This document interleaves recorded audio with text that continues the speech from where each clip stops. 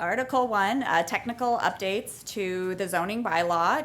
Chapter 184 was supported by the planning board at a public hearing, who will provide a report at special town meeting. This article proposes to replace the town's zoning bylaw with an updated version that is reorganized and consistent throughout. The current bylaw, last fully rewritten in the 1980s, is difficult to navigate. Years of amendments have created disorganization and inconsistencies. The objective of this article is to create a clear, consistent, well-organized, and user-friendly document. This amendment does not make any policy or regulatory changes. A zoning bylaw should be built around a strong and clearly defined framework. The new organization groups similar provisions together and improves the bylaw's user-friendliness. Other technical edits made throughout the bylaw include new and consistent numbering, updated terms and references, elimination of obsolete or superseded provisions, reformatted text and tables, and so on. Oh, I lost a slide. This is the first step in what is anticipated to be a multi-phase process to bring our zoning bylaw up to date and comprehensively address issues with administration and enforcement.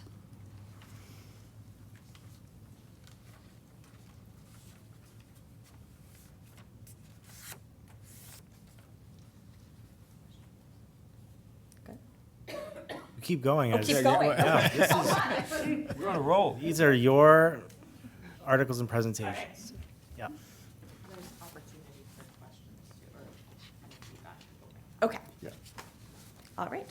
Then we will move right into Article 2, the Downtown Housing Overlay District. So Elizabeth, maybe I kind of heard Amanda say, do we want to pause if anybody has any questions on Article 1?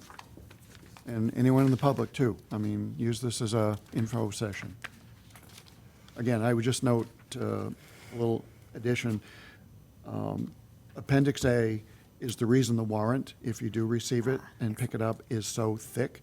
But a good thing is it gives everybody every single word that's in the bylaw. So there's no question to Attorney General or others that people were not informed. And it's actually not a tough read to scan through it, It's not. especially you're looking at trailers and boats. Lynn, please come on up. Lynn Bruno, Seacrest Drive. One thing that I think would be helpful to clarify, either by, somewhere during Article 1, is to clarify what's in Appendix A, whether it's the new version or the old one, and also importantly, to clarify the impact of Article 2 on Appendix A. Perfect. Is Article 2 layered in, included in, or not? Because there's some confusion in the streets about that. Yes. Okay?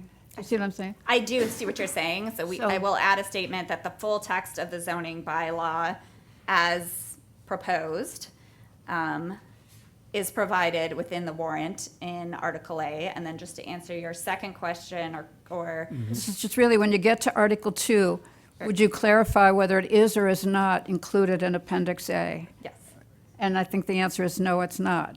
See what I'm saying? it is not, but there is a provision in the article that will. But I'm just to update clarify for the for public, consistencies. that Appendix A is basically the do-over Understood. according to what you've just described for Article 1, and does not yet embrace Article 2. Perfect. Thanks, Lynn. Great. All right, moving on to Article 2. All right, thank you. Okay, Article 2. Article 2 is the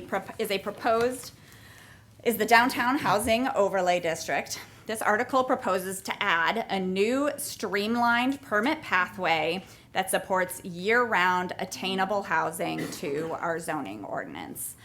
It will be supported by a planning board report in support of the overlay, as well as the findings that under Mass General Law 40A, this does qualify as a housing supportive zoning amendment, and thus the threshold vote is a majority.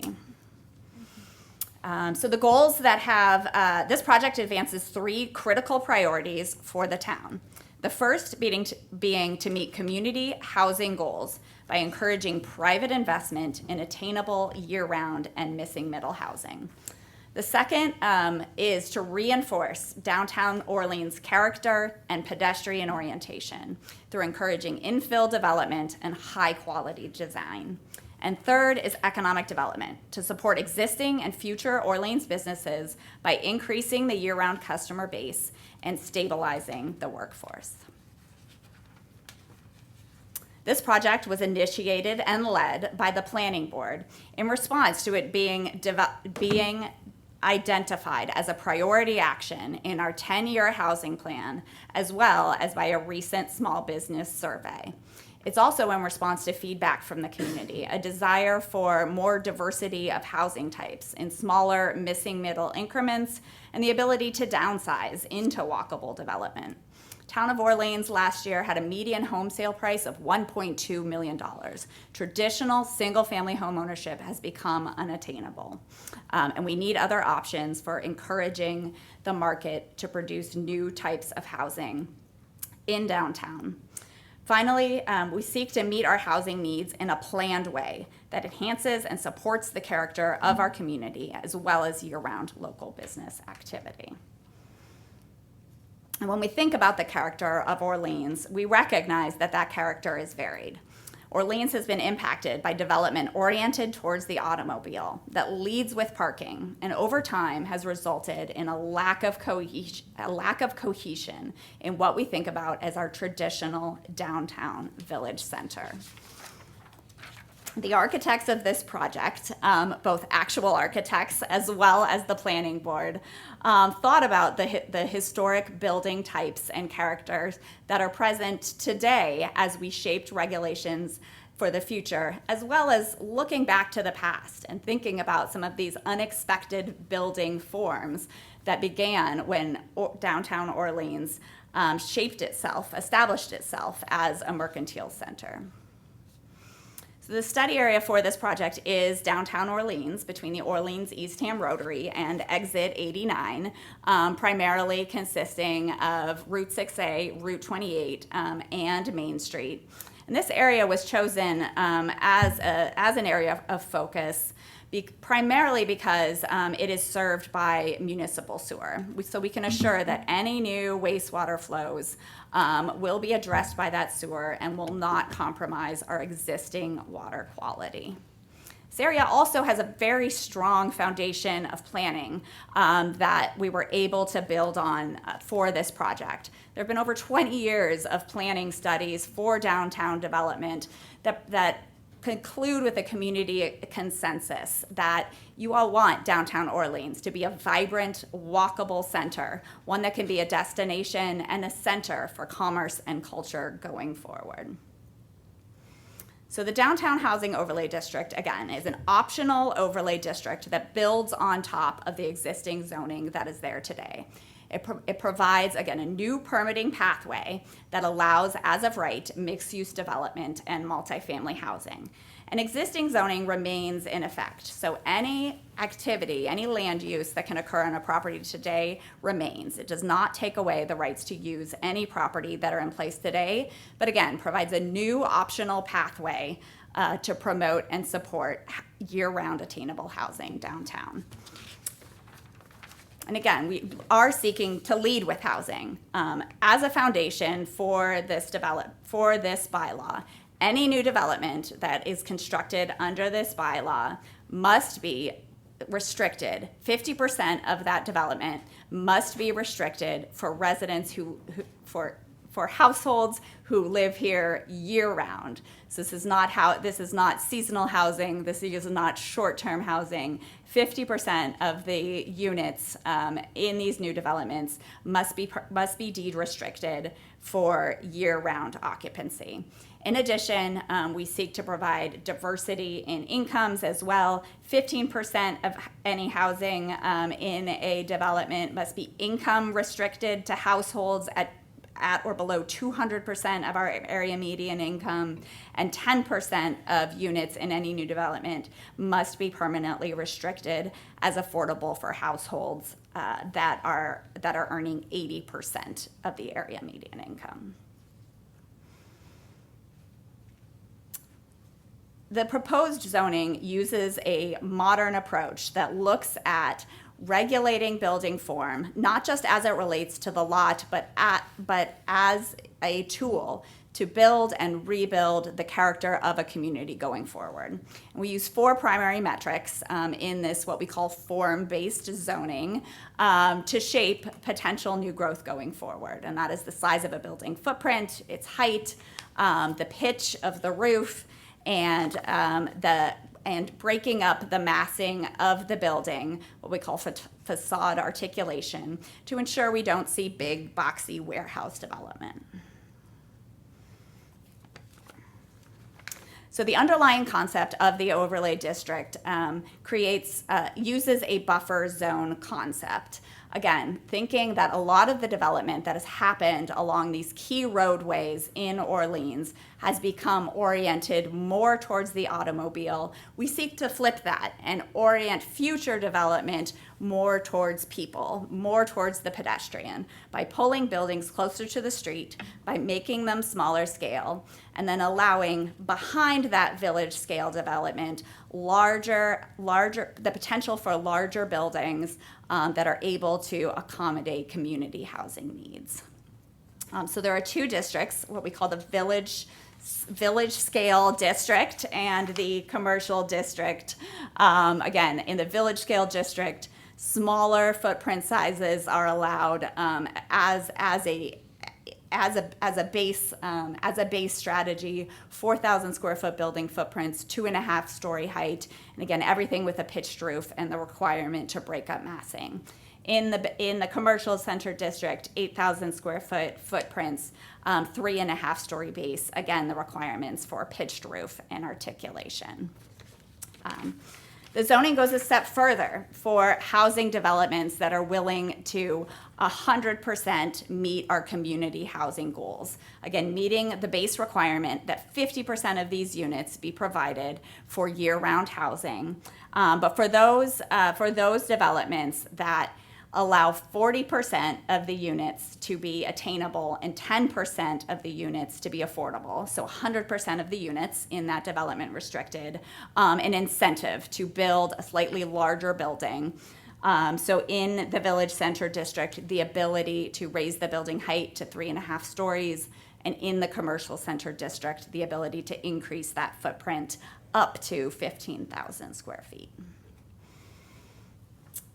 But these requirements come with a host of design standards. Again, we want to make sure that any new development going forward serves our housing needs, but serves our community design needs as well. So you will see throughout the bylaw a range of design standards that address how the building is placed on the lot. Again, encouraging the building to be closer to the street and the parking to be set behind. Standards for how that building gets designed, as well as standards for parking lot design, access, and other details on the site. There are a few standards that I would just like to highlight. There are many, but I do want to note the active ground floor use requirements. A piece of this, again, has an economic development component, trying to encourage our downtown to be lively and active year-round. And a piece of that is making a space on the street for commercial development. So there are standards in here that, again, require a certain percentage of buildings to have an active ground floor use, as well as design that building to look and feel like traditional mixed-use buildings that you see up and down Main Street and surrounding areas here in Orleans. And a couple of other design standards that were placed in direct feedback to community input we got through the process. There are a series of standards in there that guide not just how a building sits on the property, but how it interacts with the community at the street. So encouraging things like outdoor dining patios and gardens, encouraging interesting and traditional building elements like awnings and porches, requiring native and low-impact landscaping, and certainly in larger developments, including open space requirements and usable open space requirements for the benefit of residents and the public. And all of these standards are meant to walk us towards a potential future downtown Orleans, an evolution that would encourage a livable, walkable downtown to be enjoyed by residents, visitors, and a thriving business community. Thank you. Elizabeth, thank you so much. I have to say, having followed this and the input that the planning board you've solicited have really taken what, was very technical and frankly made it inspiring. I mean, just by your presentation, it really is the whole point. And Mark has been trying to champion this for decades as well. And this is setting a new vision if we can get this passed. So you sold it for me. Okay. Board members, any questions? No questions, excellent. Yeah, really great. Okay. From the audience, Lynn, please. Oh, I forgot to answer Lynn's question. Just some thoughts. Yes, please. One of the things I think that's hard for people to understand is the concept of an overlay. And you did touch on it when you started, but for the great unwashed, the illiterate, if you will, if I'm a developer, I know, but the public doesn't know. So how does this overlay work? Can I Chinese menu and pick and choose the new ideas with the base? So I don't need an explanation now, but maybe, because you did talk about, you used the word optional overlay, and you did talk about with the base code, but just be sure that people understand how an optional overlay works in concert with the base code. Yeah. And again, can you Chinese menu, can you pick and choose? Well, I don't like this, but I'll go for that. So the interaction between the two. So that's really important. When you use the pictures of the historic building character, but none of those are from downtown. See what I'm getting at? The early one. None of that is from, oh, yes, it is. So there's in the middle. But I'm just saying, but later on, what I really, really loved was when you did the active ground floor, your examples were outstanding. They were. Because everybody recognizes those buildings. Everybody knows, mostly, I have to figure out what the blue one is, but the other, but people absolutely understand. And they recognize the ground floor, and then they realize that there's something upstairs. So that was absolutely brilliant. The picture, the one that had the, when you talk about size examples, maybe if you just said, when you're telling somebody what a 4,000 foot or a 15,000 foot is, could you just say, give me an example of a building that's 4,000 feet, square feet, or a building that's 12, or building, just one that we all know. And then the one on the design standards, I wouldn't use that picture. Okay. Because nobody can read it. Oh, this one. You can't Yeah. read that. But what page is it in the warrant? Right. Is, because I didn't print all the 120 pages. Yes, and it is a lot of, it is the bulk of the Well, the- but is there a the summary? Is there bylaw. something that they could turn to? Because they're going to have the warrant. Yeah. Except, That's impossible, and people will be overwhelmed, and they won't like it. Okay.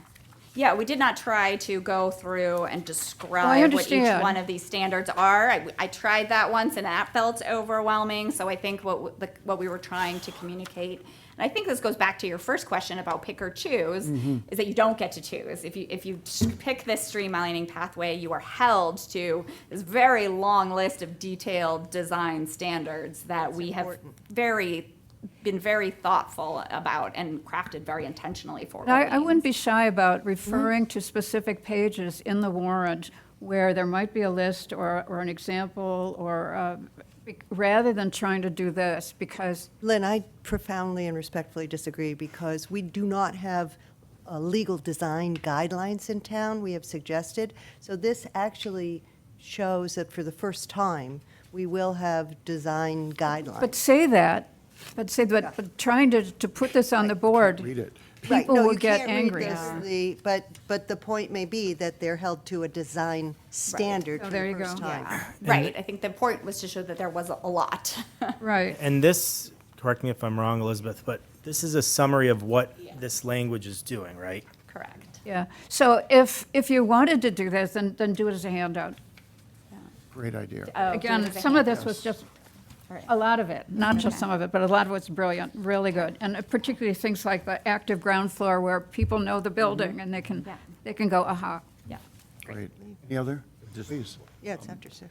Elizabeth, one thing I think might be a good point to mention on the floor of town meeting, because it's a concern that I've heard, because I have been talking about this with many of the people in the community and stuff. And I was corrected at one point because I was saying, a developer can come in and choose to use the old existing standards and do a building of a certain size with a couple of, tenants above their commercial space. Yeah. Or they could choose to use the new standards and have, Incentives. 10 or 12 units.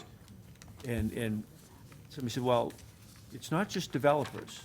Because I think that's what scares and has scared a lot of people, is they think, oh, developers are gonna come to Orleans from off Cape or, whatever, and the ugly negative connotation of developer right. is conjured up in their mind. I think we need to make sure people understand that, existing owners Right. of these properties, and we have, I keep going back to this, is like 271, I think it is, parcels in the downtown that would be within this overlay district, and only 20 of them are large, half acre or more. And the rest of them are pre-existing. They're people that own those properties, that have businesses there, that perhaps even live there. But it's the owners that have this new opportunity now. It's not like we're, gonna get a horde of people from over the bridge coming down here exploiting the town of Orleans. It's an opportunity for the people that already live here and own Right. properties in this district to do more with that, because we've looked at, as Kevin said, I've looked at decades of just, backslipping. Yeah. And so here's an opportunity for the people that actually own and live here already to do something with their properties that makes it sustainable for them and their families and another generation of people to live in Orleans. Great. Elizabeth taking copious notes. So, Mr. Acting Chair, your meeting is yours. I do have another commitment, so Oh. have a good evening, everyone. Thank you, Kevin. I can. Mr. Chair? No. Go ahead, Michael. No, I think that's an excellent Yeah. point. So thank you for making that this is not, it's not the idea that there are going to be developers rushing down here to develop. We hope we get some, of course, but this gives a huge opportunity to the people who own property and businesses in town to help support all the economic development that we need as a community. So I think that's excellent. Great. Thank you so much. you. And can I just circle back to Lynn's original Sure, question? yep. Was if you do read the warrant, the final provision in there is addresses essentially updating all of the sections and numbering in this new article, should it pass, to comport with Article 1. All right. All right, so that's the first two. Any other questions for Elizabeth? No. Okay. Article 3 is amend the general bylaws to adopt a specialized energy code. Mark? Okay. So, as mentioned, Article 3 is to adopt the general bylaws, or amend the general bylaws to adopt specialized energy code. As you all know, this has been conversation for even time before I was here. And so things have changed really since the last time this was on a town meeting warrant. We have much more clarity around what the Climate Leader program is, which is really the premise behind moving from just the stretch code into this specialized energy code. Really what this article will do will advance your climate goals, allow for designation as a climate leader community, and actually save taxpayers money through that climate leader community designation. So just some of the climate goals that have been identified. In 2020, town meeting made a commitment of reducing greenhouse gas emissions to achieve a goal of net zero by 2035. And so a lot of time has passed since that 2020 vote, and we really have to speed up this process if we're going to meet those goals in the next 10 years. So this is key to that piece. Additionally, the Select Board has prioritized the achievement of meeting that climate leader designation for this fiscal year. So we have from now until June 30th to meet that goal of the Select Board. And then just generally the commitment of the community in so many ways to do everything possible to mitigate the impacts of climate change through reducing greenhouse gas emissions. This is really a key tool to meeting those goals. So let's talk a little bit about, and you saw the DOER presentation.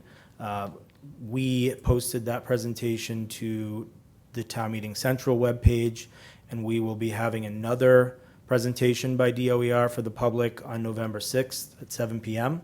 It's a virtual presentation. We will be posting that information very shortly. But in addition to that, let's walk through some of the pieces that were discussed at that meeting. Number one, the implementation of this specialized code would take effect on July 1st, 2026. And so any projects that apply for building permits between the passage of this specialized code and before the effective date would not be subject to the specialized code. So there's a window of time that projects are not going to be subject to that code. You have 50 communities, 50 municipalities in the Commonwealth that are still on the base code. You have 246 municipalities that are on the stretch code, including Orleans. And then you have 55 municipalities that have adopted the specialized code. And so we'll show you a map here, somewhat difficult to see, but our neighbors, Eastham, Wellfleet, and Truro, are specialized energy code communities. And so we would be joining our neighbors in adopting the specialized energy code. Very quickly run through some of these differences between specialized code versus stretch code. This is for residential. You have, if you're building an all-electric new home, there's no difference between the current stretch code that Orleans is a part of versus the specialized code. So there'd be no changes. Mixed fuel homes, so if you're using a gas stove or gas heating, you would be subject to provisions of the specialized code. If you're under 4,000 square feet, there's a solar requirement of a minimum of 4 kilowatts, as well as wiring for future electrification. If you're over 4,000 square feet, you would be required to use solar PV to meet net zero, as well as wiring for future electrification. If you are doing additions to your existing home or alterations to your existing home, there's no change. Specialized code does not impact home additions or alterations. Multifamily construction under 3 stories. So new residential multifamily construction that is all electric would, again, have no additional requirements beyond the current stretch code that Orleans is a part of. If you are constructing new residential multifamily construction that is using mixed fuel and is over 12,000 square feet, that does require a passive house. So that's something that's different. Commercial buildings, such as schools, offices, municipal buildings, again, if you're constructing all electric, there is no difference between our current stretch code and the specialized code. There's no additional requirements. Mixed fuel does require solar. as well as that wiring for electrification. And then very large commercial construction over 20,000 square feet. Same situation, all electric. There's, you do have no difference between the current stretch code and mixed use, mixed fuel. You would have the solar, there's a couple of options here, obviously, solar or TD, and solar passive house, again, wiring for electrification. So let's talk about climate leader certification and kind of, again, the premise of why we are advancing this article. It is really the shift from the current Green Communities program into a more focused climate leaders program that's really looking to decarbonize municipal facilities, right? So with the Green Communities program, there was a criteria to create an energy reduction plan to reduce energy by 20% in 5 years. What replaces that is a municipal decarbonization roadmap with goals to meet in 2030 as well as 2050. In the Green Communities program, there was a purchase-only fuel-efficient vehicles policy. The Select Board has replaced that with the climate leaders criteria of a zero emissions vehicle first policy, which we are currently following. And then minimize life cycle costs in new construction. So adopting the stretch code was a requirement of the Green Communities program. And the Climate Leaders program is to replace or to add that layer of the specialized opt-in code to meet the Climate Leaders criteria. Additionally, we've met the establishment of a local committee to advise, coordinate, and lead clean energy and climate activities with the Energy and Climate Action Committee, so that we check that box there for that criteria. The municipal decarbonization commitment has been checked in terms of the article that was passed, as I mentioned, in 2020, committing the community to a net zero situation by 2035. And so really, by the time we are at town meeting, it will be the specialized code criteria that we need to meet a deadline of December 30th to apply for this designation. And so if we are, if town meeting passes the article, we are prepared and ready to meet that deadline. Some benefits of the Climate Leader certification. I think we talked a little bit about this in the past, but accelerated grants of up to $1 million can be very valuable to a community that has so many capital needs. And so beyond that, there's feasibility, there are technical assistant grants to address feasibility studies and to really see if a project is ready to be implemented and applied for through the Climate Leaders Accelerator grants. And so there's been some questions about, well, could you give an example of what type of project may be qualifying? This just outlines a few of the options: municipal building electrification and decarbonization, supporting on-site solar PV, solar panels, and storage, so battery storage for that solar generation, and also supporting geothermal for existing and new construction for municipalities. And so as we're talking about the design of a new fire rescue station, we were directed, the building committee was directed to design a net zero fire rescue station. And so it's very clear that we would be able to apply for both technical support for the pre-construction feasibility for the implementation of geothermal HVAC system, as well as up to the $1 million towards the actual construction of a geothermal system for the new fire rescue station. So this is just an example of how we're really setting ourselves up to implement these clean energy technologies while also saving taxpayer dollars. And that's where we are. Questions for Mark? Not Andrew? a question, but just an observation, Mark, because it came up, we keep hearing it. The kind of strategy here, it comes down to stop building with fossil fuels, period. That's what all this is about. And so to switch to clean renewables, electric is the current one right now. We hope others will be coming online, but it's if somebody has a trouble with why are we going through this, climate change and the use of fossil fuels are connected, we'd like to stop it, period.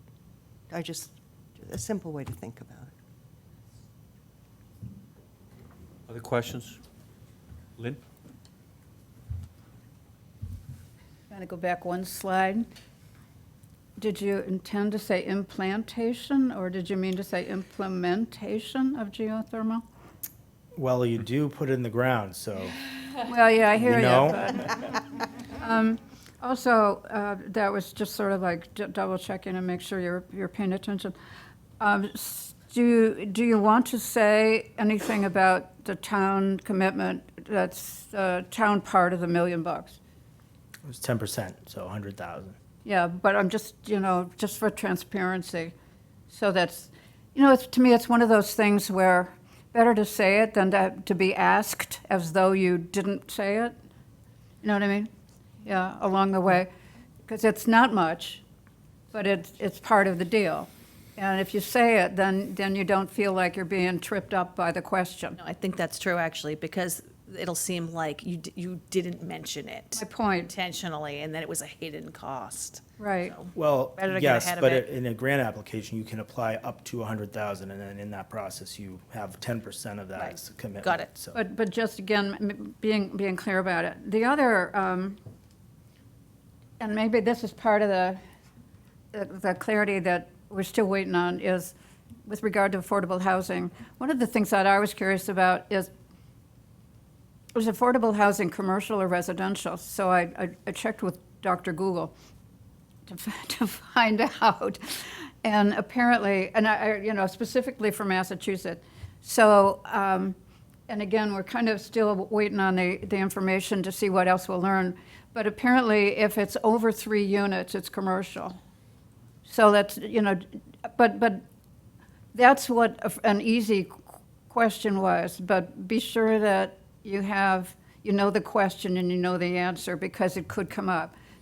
Here again, somebody might ask, if we're going to be building all this affordable housing, does it qualify in your examples of the commercial requirements or the residential requirements? yeah, I can answer that right now, so when people Yeah. watch this, it is residential. Even if it's a 10 Yes, unit? these are residential. Okay, Yes, but all again, of the multi-unit housing we've been discussing would be under the residential requirements. okay. Thank you. Okay, thank you. Other questions or comments? Okay. Just that if I can. Yep, Michael? This is great. I am definitely in support of this. I do respect and have heard the comments as we have tonight and over the last couple of years, but this is definitely something I think will help move our town forward. There is a lot of upside to being able to join this and being an early adopter, if you will, even though we're not the earliest. There are 55 other communities that are already doing this, and I know there's a lot more that they didn't list that actually have it on their town warrants in the next year. So I wouldn't be surprised by the end of next year that we're seeing well over 100 units in Massachusetts adopting this. And to get these grants, I think we all know, you got to be an early adopter because they only last for a period of time. And then as soon as they hit a tipping point that there's enough people that have adopted it, the grants get either smaller or go away.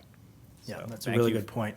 Early adoption into any program like this, when there's a large pool of money, really can benefit the community. Yeah, I mean, any program almost Right. that you're Exactly. thinking about, that there's a large incentive grant to get on board early. Yes. So thank you for doing this. Thank you for bringing it back. It was a very close vote last time, and I really, we'll see what happens this time. Thank you. Thank you. Article 4, acceptance of the local option for affordable housing tax exemption for year-round rental properties. Elizabeth, you doing this one? I am with Brad, I believe. Oh, with Brad. All right. Oh, the all-star cast. Thank you. Article 4 proposes acceptance of a property tax exemption for residential property owners who choose to rent units to qualifying persons at an affordable rate on a year-round annual basis. Once this exemption is adopted by town meeting, The select board has the responsibility of establishing the amount of the exemption, the maximum household income of the tenant, the affordable rental rate, and other provisions to successfully implement this exemption. And we'll turn it over to Brad to talk about the logistics of implementation. Evening, folks. Brad Hino, Town Assessor. This functions, as the slide says, like every other tax exemption we currently offer, such as for what our disabled veterans, for our seniors, and for our sight-impaired homeowners. What that means is these are applied for every single year. They have to, the property owner has, and the tenants would have to file an annual application and the supporting documents proving that the rents, incomes, and occupancy requirements are all being met. That would be the condition for getting the exemption. Properties that qualify would see the exemption split between the third and fourth quarter tax bills. And the exemptions, as with all other exemptions we offer under Chapter 59, would be paid out of our overlay reserve. That's the function of it. This is part of our annual exemption course of business if this gets adopted.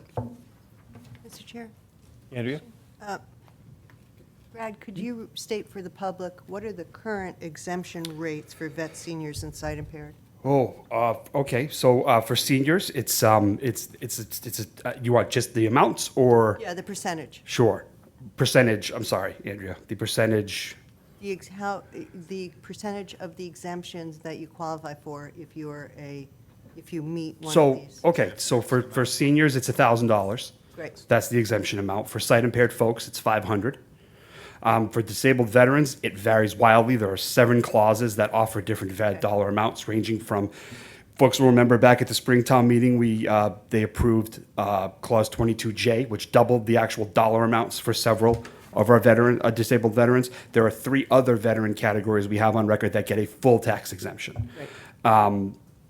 Other than that, there's one other that the board has discretion over. It's Clause 18A hardship exemption. And then there's also for seniors, the 41A tax deferral, which allows them to defer however much of up to 100% of their taxes until such time as they can the property changes hands or they elect to get out of the deferral. Those are all available now. This would dovetail in with all of those. Can I ask one more follow-up? And in our past, in our overlay, with these current exemptions, have we ever run out of money to support those exemptions? No. With the current set-asides? No. Thank you. Michael? Just a quick, thank you, Brad, thank you, Elizabeth.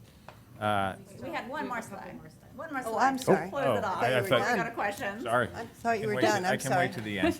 No, it's okay. We just wanted to close by saying this tool leverages our existing housing stock to meet the year-round needs of Orleans residents. And it provides an excellent companion to an existing incentive program currently provided by the town to encourage property owners to convert short-term rentals to year-round rentals. And this is just another strategy in Orleans's holistic approach to dealing with our complex housing issues. Let's see, problems. Yeah, that was the point I wanted to Okay. make of why we've discussed this quite a bit at our last meeting, and I'm really glad that you put that in there as one of the major reasons we're supporting this and looking to do this, is really just to be able to convert housing from short-term rental to full-term and help make up the difference of that delta through this exception. So thank you.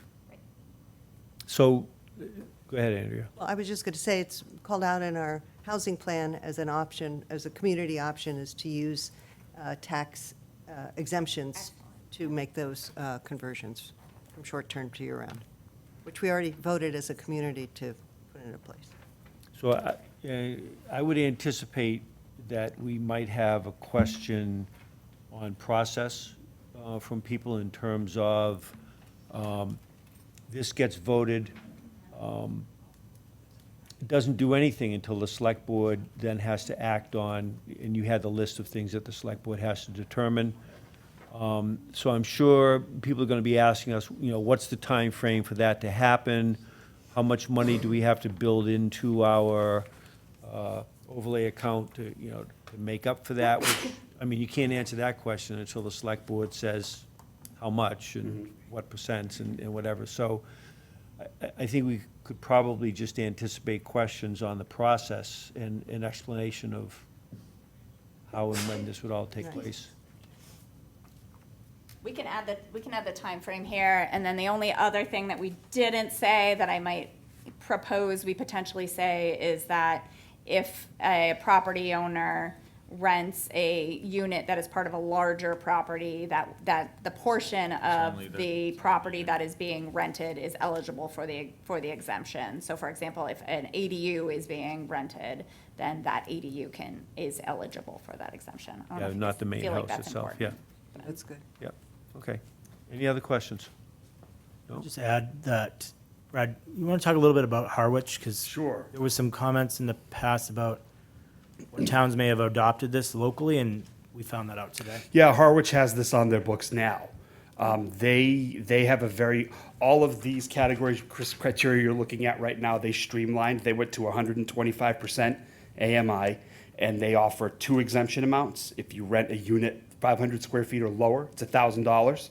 If it's more than 500, it's $1,500. They've had 6 applications for the fiscal year so far. That's it. So, and they're obviously, we have till April 1st until people will continue applying for exemptions till April 1st. That's the deadline. So that's our closest analog right now. Yeah, Michael? So we're determining up to the 200%, because that's what we've said is either affordable or attainable in Orleans, and we voted that. But it's not a percentage, say Harwich is doing. They're doing, like you said, a square footage is giving them a It's- fixed amount, It's not a fixed dollar. percentage. Correct. And then And they- above is a fixed amount too, just Yep. like your other tax exempt. They ran their model past one of the lawyers at the Municipal Law Bureau who said, yeah, this is fine. Seems pretty clean, yeah. It said it's fine. So we're not, as long as we come within because the language in the statute's pretty complicated Yeah. with percentage this and all that. I know Elizabeth sent me another town that kind of got a little more complicated with how they did it. I didn't have time to review it really in detail, but I thought Harwich's was beautiful for its simplicity and the fact that the DOR went for it. To me, signals. That would probably They're make cool it and simple. easier to predict how much money you'd need in the overlay. Yes. account Yeah. if you had Yep, that I fixed could amount. model much easier if we had an idea. Yep. All right, thank you. Thank you. You good, Sure. Mike? No, that's great. Thank you very much. Appreciate it. Any other questions on that article? Okay. Article number 5, community impact fee on professionally managed short-term rentals. Elizabeth Jenkins again. Elizabeth. This time being backed up by our new finance director as well. So Article 6 proposes an additional 3% fee on professionally managed short-term rentals. And a professionally managed unit is defined as one of two or more short-term rentals operated in the same town by the same operator. And rentals that are located within an operator's primary residence would not qualify. Under the Community Impact Fee Statute, a minimum of 35% of revenue must be reserved for one of 2 categories of use: affordable housing or local infrastructure projects. The Orleans Select Board has recommended to put 75% of future revenues into affordable housing and 25% of revenues into local infrastructure projects. Article 6 proposes to establish special purpose stabilization funds as the financial vehicle in which to meet the requirement to reserve these funds for those 2 uses. There have been 40 Massachusetts municipalities that have adopted the community impact fee, all at 3%, including Falmouth, Truro, Provincetown, and Wellfleet. The fee collection is administered by the Department of Revenue, so there's no additional impact on staff. And again, this is another tool that the town of Orleans could put in place to ensure that short-term rentals that are operating in our community are contributing to our larger community needs. Questions? No questions. Well said. Okay. You're off the hook.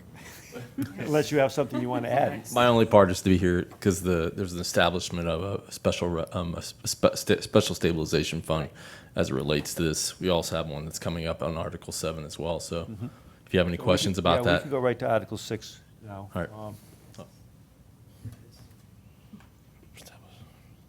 Yeah, so this is the fund that we're talking about. So this is the establishment of the special purpose stabilization fund for those housing and infrastructure projects. That's really it. It serves as a stabilization fund, so it takes 2/3 vote to appropriate funds to it, and it can be you can move funds from either free cash or any of our funds based on the determination of town meeting. To establish it, it takes 2/3? No. To move money out of it. To Move money. move money into it. Oh, into To use money from it to spend on Right. specific projects. Right. Yeah. So moving money out of it, the project is 2/3 vote. 2/3 vote for any stabilization fund. Okay. To create. Questions on Article 6? I guess that's the question. Yeah. To create it, To create it takes a 2/3 vote. takes a 2/3 vote, or is it just to move the money in or out takes a 2/3 vote? It's both. Oh, Okay. Well, special stabilization To move free recently cash. changed to majority to spend out of it. You still need 2/3 to create it. And all we're doing right General now. stabilization Just is still creating it. 2/3 vote to spend money out of it. Even though we're articulating that it's 75-25, housing and, You're putting 75% of your revenues from the 3% community impact fee into another fund. in for affordable housing and 25% for, We don't need to Infrastructure. vote every time money is moved because they're designated already. right. But if you're spending out, Right, that's a different story. right. But it takes, does it take 2/3 of the town meeting vote to create it? Yes. Yes. Okay, just so everybody's clear on that. Yeah, okay. That question may come. It will? Yeah. I believe it's in the warrant, right? Yeah. It says that. All right, so in Article 7. Same, yeah, so the next is Article 7. Same. Advance it. Is to create a capital improvement fund, which is another stabilization fund, and this is intended for our capital improvement program. Under the similar, exactly the same discussion we had before in terms of the constraints of establishing it and using funds from it. Yeah. Darren, they are very well familiar with what this is because Okay. myself and Lynn and Elaine have been talking about establishment of this fund for the last 2 fiscal years, so we're ready to go. Any questions? Okay, you good with that? All right. What's up? Good. Okay. Article number 8, the land acquisition for the development of the fire rescue station. Couple more fastidious gentlemen here to help us with this one. Before these two start talking about the article itself, I just want to take the chance, even though we've said it in many meetings this week, to talk about the length of time and the amount of effort and work that went into this collectively throughout the community to bring this potential solution forward. It took a lot of people following through and a lot of leads and a lot of time to bring this together. And so we have really appreciated hearing all the positive feedback tonight from Citizen Speak, and then, of course, at the meetings this week. It's good to be recognized for something and to acknowledge that we have been listening and that we are responsive to those needs. And so this article is a perfect example of what can happen when we work together. Okay, Mike? Thank you. This is Article 8. We discussed this briefly, or I should say, following last week's executive session. It's land acquisition for the parcel that abuts the current fire station. I'm going to let the chief go into the many reasons why this is a good addition for the town, and then we can kind of hit some of the high notes here as well. Thanks, Mike. Big thanks to Mike, Kim, the select board, everybody that sort of moved this along. This is a pretty exciting piece of the project right now, if you are where I sit. It's exciting to see this move forward. We've been through so many different iterations of this project. So Article 8 is the land acquisition at 56 Eldridge Parkway for the development of the new fire rescue station. The advantages to purchasing this piece of property, it improves the access and visibility and response of the fire department onto Eldridge Parkway, which is something that we've aspired to as part of the feasibility in the different articles that we've been through with this. Purchasing this property eliminates the need for potential of a temporary fire station during construction, which in the last study, the Galante study, put that about $13.5 million for a temporary facility that we would use for probably about 2 years and then not use anymore. There is no direct tax impact, but I'm going to leave speaking of that to Mike or Kim. Really what this does is gives us a lot of opportunities for design of the new fire rescue station. It helps us site it. It solves a lot of the concerns that we've had, puts it right up on Eldridge Parkway, which has been something we've aspired to for a long time. It's level with the road, and we've been challenged by the topography of the current site of the fire station. And again, it would keep the current fire rescue station operational during construction. I'll take this one. Just kind of the four numbers we've talked about. This adds almost an acre to the current site. 0.82 acres is the measurement in our GIS system. The $1.35 million purchase price is based on an independent appraisal, so that's where that number comes from. The other two numbers, Jeff mentioned the $13.5 million that we can avoid with the temporary station not being in need because of this purchase. And then the second number from the feasibility study from Galante Architecture Studios is that every 12 months delay is about $2.2 million in additional cost. So those are the four kind of figures to consider as we look at moving this article forward. Here is just a projected timeline. I think this might get updated as we get closer to town meeting, but as you see here, really starts with the town meeting vote and then incorporating this parcel into design, and then taking it all the way to construction being complete spring of '29. So this will get updated as we get closer. And I'll just take a second here to focus more closely on these next steps. So to date, we have a non-binding letter of intent with the property owner, and I will just take a minute to say that the property owner has been a great partner of the town to get us to this point. It is quite a disruption to his practice and what he's doing. And while there's been a lot of positive comments this week, I do want to acknowledge that without his partnership and the willingness to kind of change a lot about what he's doing on site, that this would not be possible for us. So next steps would be the town meeting vote. Following shortly thereafter, we would have a formal purchase and sale agreement as we iron out the final details between now and town meeting with the purchase, and then the purchase would follow shortly thereafter, and then just the supporting of the practice as he looks to relocate locally. We've discussed an 18-month term. Following that closure, where the practice would remain on site unchanged. So he would be there, and then that would coincide with our design time. So we would not delay the project at all. It would give the dentist and the dentistry an opportunity to see his patients for the next 18 months and find a soft spot to relocate locally. So again, this is something that is great for our design, and we are lucky to have the collaboration of the parcel owner. Questions? No questions other than to just reiterate, thank you. This is an amazing step forward. It's exciting. I appreciate your comments and appreciate you mentioning the dentist and his support of this. And definitely excited. Did we mention the funding? Sorry, I was talking as usual. No? Oh, we didn't.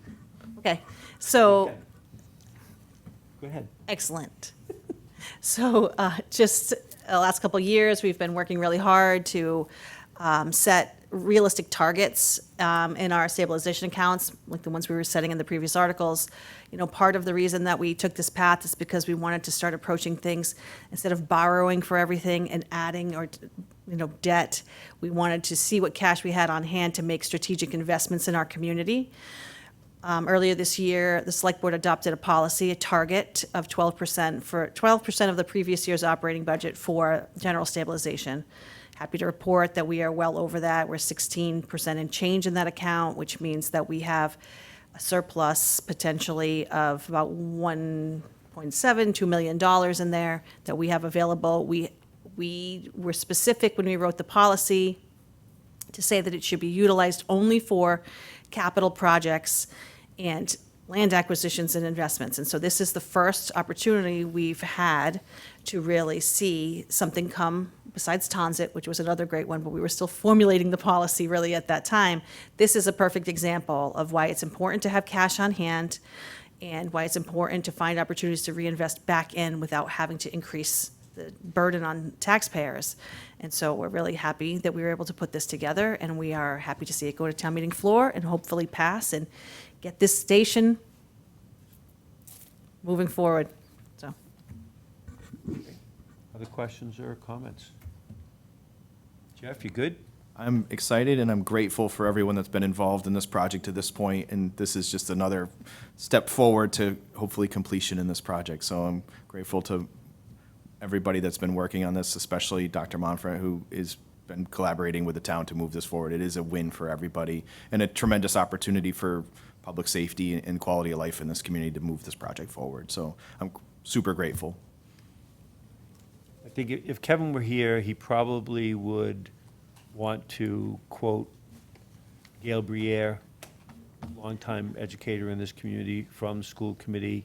When hearing the news, I think she said, in terms of the property and the impact acquiring this property has on the school program, as well as the opportunity to create the fire station where, we want to have it, and the fact that the funding is coming from the stabilization account, and I think her words were, it's a win, win, win.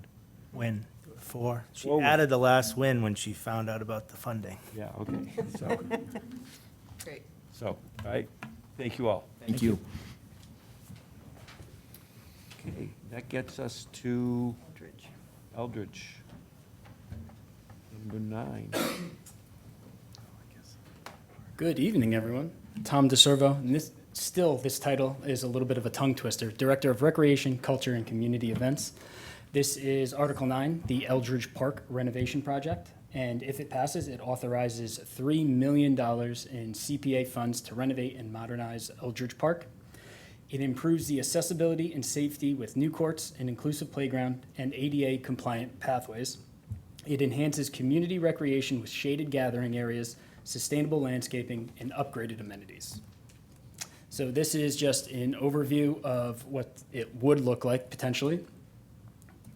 And before I begin with the presentation, I just wanted to thank Weston and Sampson and EDR, the two engineering firms that we were associated with, as well as Jamie Balliette, our chair of the Recreation Advisory Committee, and Tracy Murphy, who is the former chair and now just a member of the Recreation Advisory Committee. So a little bit with the timeline. In October 2024, we passed 2 articles for a total of $950,000 for the Eldridge Park renovation. We have used to date $75,000 with the services of Weston and Sampson and EDR. At that point in March, we had a kickoff meeting, and we had about 4 in-person meetings, and then we had one final one right before the July 30th meeting of the Select Board, where we presented what we feel is the best park renovation, and we received feedback from the Select Board as well as members of the public. I also received some emails. We fine-tuned that a little bit, and then in September, we presented that to the CPC, and then ultimately in October, the CPC voted to recommend a $3 million bond authorization, and now here we are hoping for November for it to pass.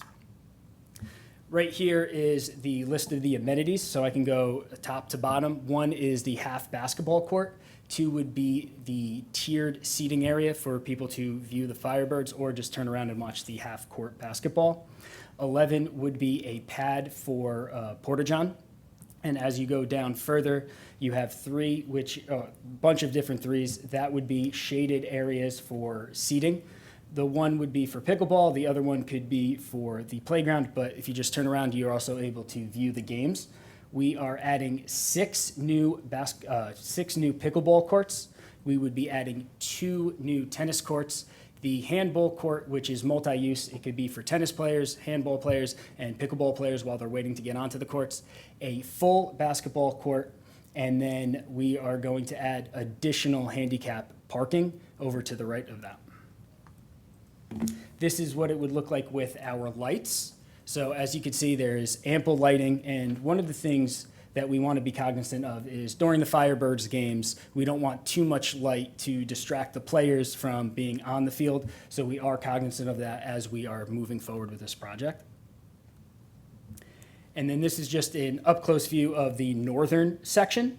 And I do want to note that we had a very productive, positive meeting with the executive committee of the Orleans Firebirds, and we are in ongoing discussions to make sure that what we do there will not disrupt anything during the summer, as well as making sure that all parties are happy with what we end up doing. And then this is just a newer look at the lower portion.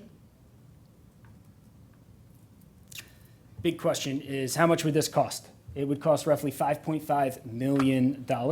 So one of the things that somebody might ask is, if you're only asking for $3 million, where's the difference? So right now, we have $875,000 from Fall Town Meeting last year. And if we do get this, we'll be at roughly $3.8 million. So one of the things, talking with Mark and then even the chair of the select board, was we can do an add-alt for the bid proposal. And what that would do is we would say, we have $3.8 million right now. We want to know what is the best use of that $3.8 million. And then to complete the project, can you please phase this out? And it would look something like this, where we could do Zone A/B, which would be one of the 2 lower portions, and then Zone C at the top, which would be the secondary portion, where if we are able to secure those funds for the remaining 1.5 or so, then we'll be able to finish that project there. And another thing people have been asking is, what about the current amenities that are there? And what about the things that were donated or built from, as an example, from like the OIA? And we have been taking inventory of that, and we want to make sure that we can either incorporate that, those actual landmarks in this project, or at the very least, make sure that we can put something comparable with their name on it to make sure that they're recognized as well. And that's just another look. Any questions? Okay, we good? Okay. No questions other than thank you. I know this has been a long process for you, for Mark Reel, for Kim, for everybody to get this moving forward, and it's exciting to see it moving forward. So Thank you. Thank you. Article number 10, fund wastewater management engineering support.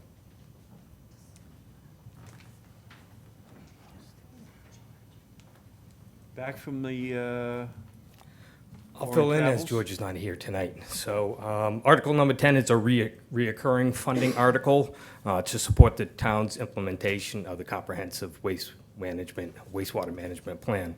Fundings from this article will be used to support engineering services associated with exploring opportunities to limit sewer where possible. It'll also be used to evaluate alternative and emerging technologies that are coming out, particularly either through testing through Mass DEP or other sources, to support in public and community outreach meetings, to help define new and emerging sewer service areas. I think we all know that we have 16 phases of sewer, but we also have a lot of work that's being done today and in the future. So we also want to be able to stay one step ahead of sewer phasing as we move forward.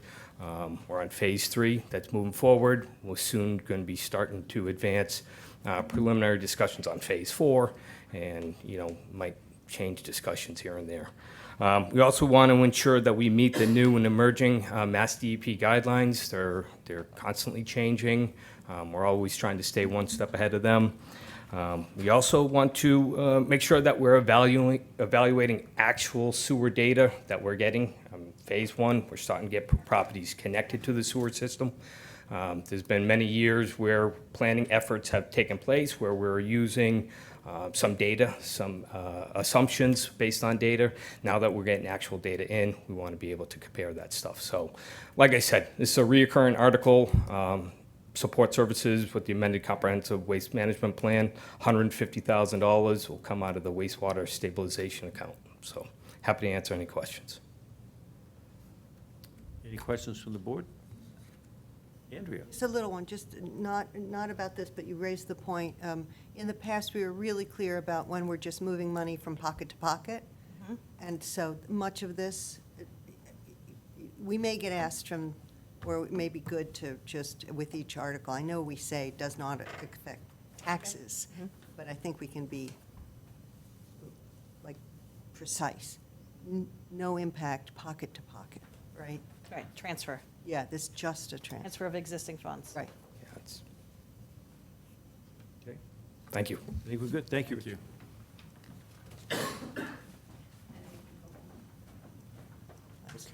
This is not me. Budget adjustments. That would be you. Right? Yes, so the last couple of years, we've started the practice at the fall town meeting to use whatever funds that were available in excess levy capacity, which is usually only, a small amount, to put into reserve for negotiations so that we can address reclassifications or hiring issues or buyout potentials that we might need during the year. Sometimes when we've had more money, we've been able to fund mid-year positions, but I don't recommend that this year. We did that once for recreation. It really should be the exception and not the rule. This is really just to have extra funding on hand for those unanticipated changes that may occur. Questions? This is clearly a raise and appropriate. Yes. And then obviously, last one.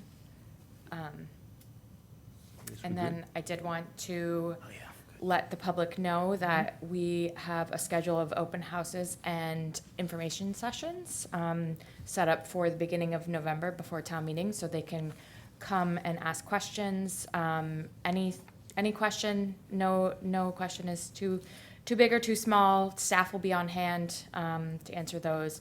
Mark mentioned that the November 6th, that's actually Thursday.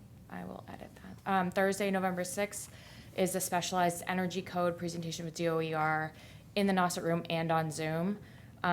Wednesday, November 12th, we'll have a warrant article open house, again, informal, just for the public to come in and ask any questions, interact with staff. And that is from 4 to 6 in the Nauset room here in Town Hall.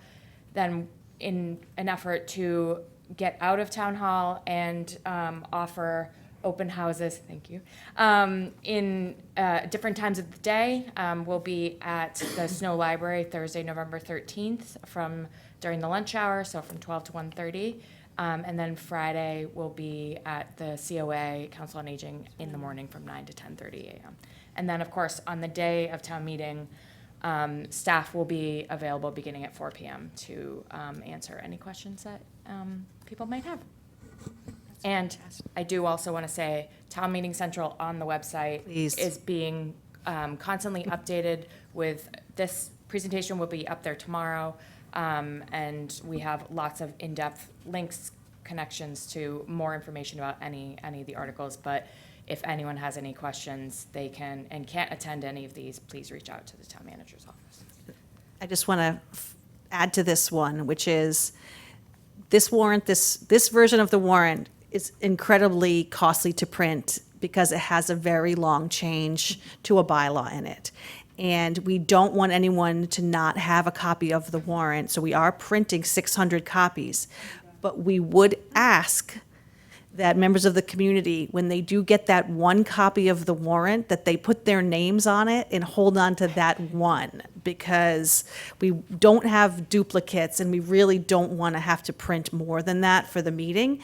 We are not going to bring as many as we did before, to different locations throughout the town. We absolutely will have them on hand in the manager's office, and we will have them on hand at town meeting. But please, just make a note. Boards and committees are here for their meetings. They want to stop in and pick them up, please do. But try to share or just hold on to that one. And- This one yeah. time. I mean, it's a strange thing to say, but 600 copies of the warrant printed is $11,000.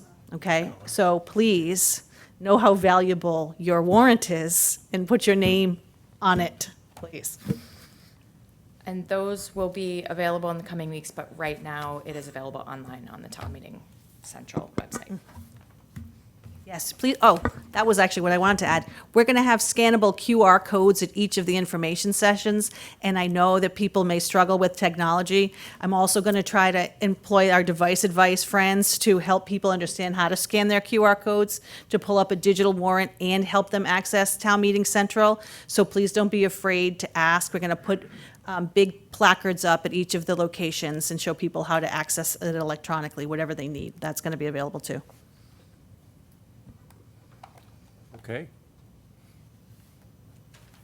I'm excited about this. Great. We have to wait until November 17th to have town meeting? Can we do it like next? Right. We would love to do it today. Yeah, be happy We to. would love to. Yeah. I just, I can't believe the outreach schedule that I just saw. In all my 27 years here, I've never seen anything like it.